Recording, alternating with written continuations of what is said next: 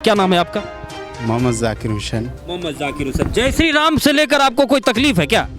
नहीं, जय श्री राम से तो कोई तकलीफ नहीं है। ये आस्था की बात है, ये सनातन धर्म की आस्था की बात है। ये जब लोग सनातन धर्म के लोग जब एक दूसरे से मिलते हैं, जैसे हम लोग मुसलमान लोग मिलते हैं, एक दूसरे से अभिवादन करते हैं, हम लोग सलाम अलैकुम बोलते हैं, हाथ मिलाते हैं, तो उसी तरह का ये सनातन धर्म का, हिंदू धर्म का एक प्रथा है, एक उनका आदर्श है सनातन धर्म का। जब एक दूसरे से मिलते हैं तो वो लोग एक दूसरे को अभिवादन करने के लिए जय श्री राम बोलते हैं।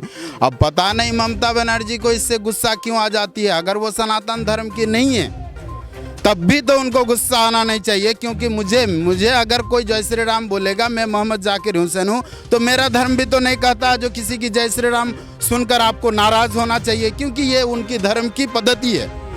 लेकिन पद्धति तो और भी कुछ है, हेलो है, हाय है, नमस्कार है, ये सब चीज को छोड़ के जय श्री राम पर आके क्यों अटके पड़े हैं? देखिए, भारतीय संस्कृति का, ये बंगाल की, पश्चिम बंगाल की और भारत की ये संस्कृति है। हेलो हाय हमारा संस्कृति नहीं है, भारत की संस्कृति है, वो समय अनुसार चल रही है। हमारा जो संस्कृति है उस संस्कृति के अनुसार हम चलते हैं। अब अगर ममता बनर्जी की अगर संस्कृति जय श्री राम नहीं है, वो जय बांग्ला बोलती है, तो जय बांग्ला तो बांग्लादेश की संस्कृति है, ये उनको वहां जाके बोलनी चाहिए, ये वहां उनको जाके बोलनी चाहिए। पश्चिम बंगाल में और भारत में जय बांग्ला का कोई जगह नहीं है। यहाँ जय श्री राम वाले रहते हैं और सलाम अलैकुम, अस्सलाम वालेकुम, इन नारे तकबीर ये लोग रहते हैं। जय बांग्ला वाले यहाँ नहीं रहते हैं। जय बांग्ला वाले को इस बार बोरिया बिस्तर समेट के 21 में उस पार चले जाना है। एक वक्त था जब ममता बनर्जी के द्वारा माँ माटी मानुस का नारा दिया गया और उसके बाद जय श्री राम का नारा बीजेपी ने दे दिया। अब सवाल यह उठता है कि इस बार दीदी की बोल कि दादा की बोल? बंगाल की जनता के सामने सबसे बड़ा सवाल यही खड़ा हो चुका है कि इस बार बंगाल की जनता दीदी को लाए या दादा को लाए। यदि दीदी को लाती है तो ममता बनर्जी का चेहरा सामने स्पष्ट है, लेकिन यदि दादा की बात आती है तो कहीं ना कहीं बीजेपी के द्वारा अब तक मुख्यमंत्री का चेहरा छुपा कर रखा गया है बंगाल की आम जनता के बीच में कि आखिर मुख्यमंत्री का चेहरा बीजेपी की ओर से होंगे कौन? आपको क्या लगता है कि कौन चेहरा होंगे बीजेपी में से, कौन चेहरा सामने निकल कर आएंगे? देखिए, भारतीय जनता पार्टी एक ऐसा पार्टी है जहां पर किसी चेहरा विशेष पर हम लोग चुनाव नहीं लड़ते। हमारी मुद्दा होगी राष्ट्रीय हित पर। चेहरा विशेष पर तो लड़ ही रहे हैं ना। प्रधानमंत्री का चेहरा तो सबसे आगे है।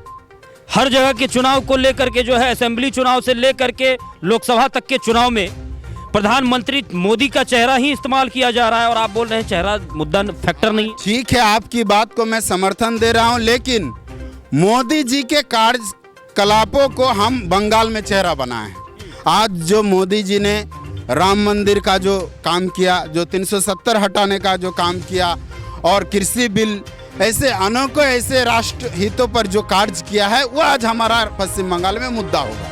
हमारा मुद्दा कोई चेहरा नहीं है, हमारा मुद्दा है जो आप राष्ट्र में जो कार्य हो रहा है आज जो पूरे विश्व में भारत को मेक इन इंडिया के तहत जो आज कोरोना की दवाई, कोरोना की वैक्सीन जो निकाली गई है, मोदी जी ने विश्व को जो एक चेहरा पहचान दिया है, इस पहचान पर हम लोगों से बात करेंगे। हम किसी चेहरा पर बात नहीं करेंगे, हम विकास के मुद्दों पर लोगों से वोट करेंगे।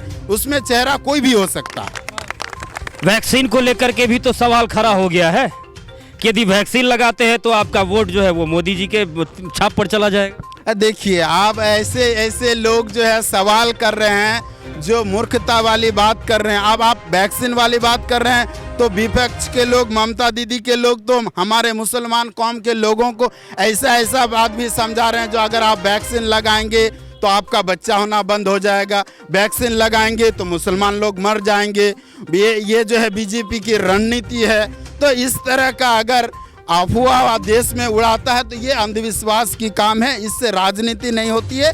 राजनीति करने वाले इससे रोटी सेकते हैं, हम तो राष्ट्र हित में कार्य करते हैं। तो देखिए, ये तमाम बातें हैं। बंगाल के चुनाव में राष्ट्र हित, राष्ट्रवाद का नारा इस बार काफी जोर शोर से गूंज रहा है। बंगाल के लोगों के सामने कई प्रकार की बातें सामने आई हैं।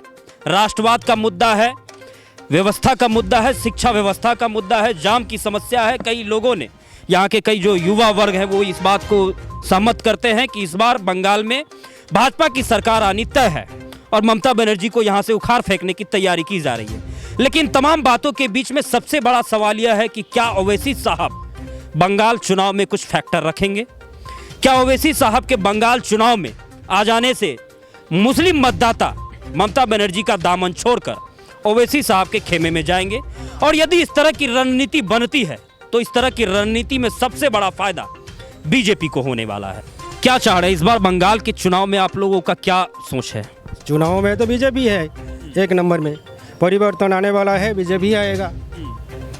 है ममता बनर्जी जो कुछ भी कर रहा है वो वही से बोल रहा है, वही से बोल रहा है चोरी नहीं हो रहा है, लेकिन वहाँ के जो नीचे वाली जो आदमी है टीएमसी का वो सभी चोरी कर रहा है, सभी चोरी कर रहा है। अपनी घड़ी में चोरी हो रहा है, उन्होंने नहीं देख रहा है। उन्होंने क्या है, बंगाल छोड़ के उत्तर प्रदेश की मुद्दा उठा रहा है बार बार। जो खुद की घर के अंदर कुछ हो रहा है उनको नहीं मालूम। इसलिए अभी पश्चिम बंगाल की जनता यही चाह रहा है जो अभी परिवर्तन आएगा, और परिवर्तन एकमात्र बीजेपी। परिवर्तन एकमात्र बीजेपी है, क्यों? और कोई तीसरा विकल्प नहीं है क्या?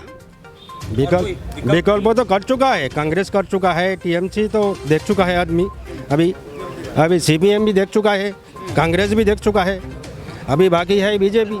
और बीजेपी की जो ऑल इंडिया जो मुद्दा है, बीजेपी मोदी जी तो एक नंबर पे, मोदी जी की सेंट्रल गवर्नमेंट को लेकर के किसान आंदोलन कर रहे हैं। एनआरसी को लेकर के जो सबसे बड़ा विरोध प्रदर्शन हुआ, वह विरोध प्रदर्शन पश्चिम बंगाल में हुआ, और आज पश्चिम बंगाल की जनता, पश्चिम बंगाल के लोग बीजेपी को समर्थन कर रहे हैं। इसकी क्या वजह है? इसकी वजह देखिए, ममता बनर्जी जो कुछ भी कर रहा है सेंट्रल के विरोध कर रहा है। इसमें ममता बनर्जी की जो यहाँ पश्चिम बंगाल की जनता इसमें पीछे पड़ रहा है हर कुछ चीज़ में। जैसे चिकित्सा व्यवस्था में ममता बनर्जी लागू नहीं कर रहा है, यहाँ की जनता पीछे पड़ रहा है। उसमें किसान निधि जो है, इसमें भी जो पश्चिम बंगाल की जो किसान है ये पीछे बढ़ रहा है, पैसा नहीं मिल रहा है। सब स्टेट में मिल रहा है लेकिन पश्चिम बंगाल में नहीं मिल रहा है। हाँ, सब कुछ चिकित्सा व्यवस्था में वो भी वही है। इस बार चुनाव में क्या कुछ होने वाला है? चुनाव में तो 19 में हाफ, 21 में साफ। हम लोग का यही नीति लेके हम लोग काम कर रहे हैं। चुनाव में अभी जो होगा 19 में हाफ किए हम लोग, 21 में दीदी को साफ कर देंगे। 19 में हाफ किए हैं, 21 में साफ कर दीजिएगा। लेकिन कहीं ना कहीं एक चेहरा जो है वो साफ नहीं हो पा रहा है।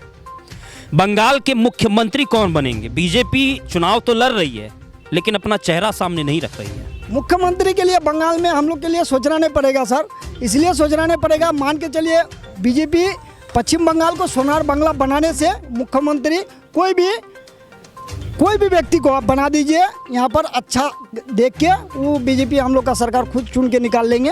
हाँ, किसको बनाना है नहीं बनाना है वो हम लोग को बड़ा दिग्गज लोग है, वो लोग अपना चुन के निकाल लेंगे।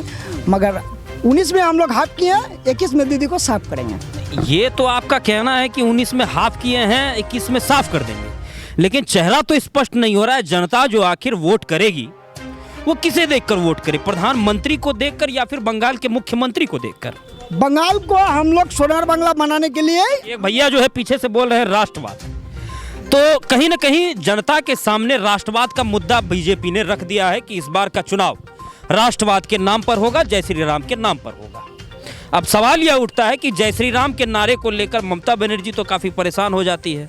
ममता बनर्जी के सामने जो जय श्री राम का नारा रखा जाता है, अभी कुछ दिन पहले प्रधानमंत्री मोदी जी बंगाल के दौरे पर आए हुए थे। वहाँ पर उन्होंने नेताजी सुभाष चंद्र बोस की जयंती को समारोह का संबोधन किया, और उसी में जो है ममता बनर्जी से कुछ नोकझोंक भी हुई।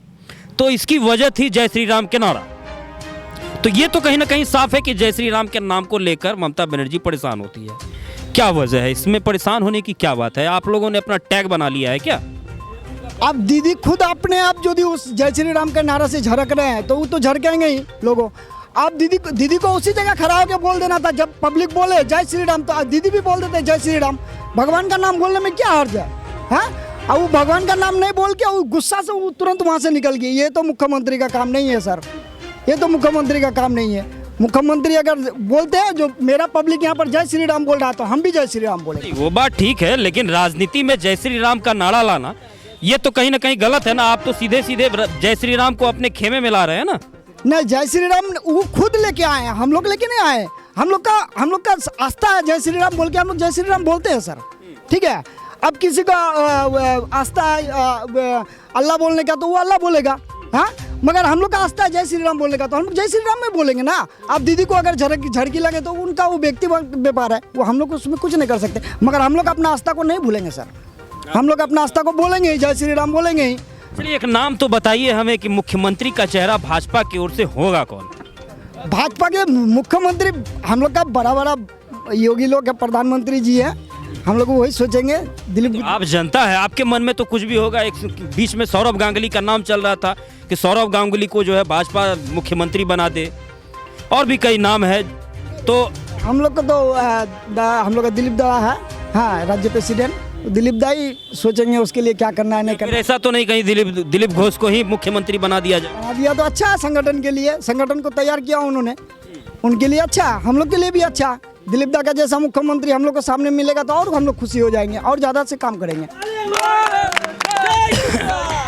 चलिए, तो देखिए लगातार तालियों की गड़गड़ाहट के बीच में जय श्री राम का नारा लग रहा है पश्चिम बंगाल में इन दिनों, और लगातार बीजेपी ने जिस प्रकार से पश्चिम बंगाल में एक हवा बनाई है जय श्री राम के नाम को लेकर, उसमें यह तो साफ हो चुका है कि कहीं ना कहीं इस बार बीजेपी जय श्री राम के सहारे, राम नाम के सहारे बंगाल की नैया को पार लगाना चाहती है। अब इसमें सवाल यह है कि क्या ममता बनर्जी जय श्री राम के नारे को अपनाएंगी या फिर कहीं ना कहीं इस पर भी कोई राजनीति पनपने वाली है।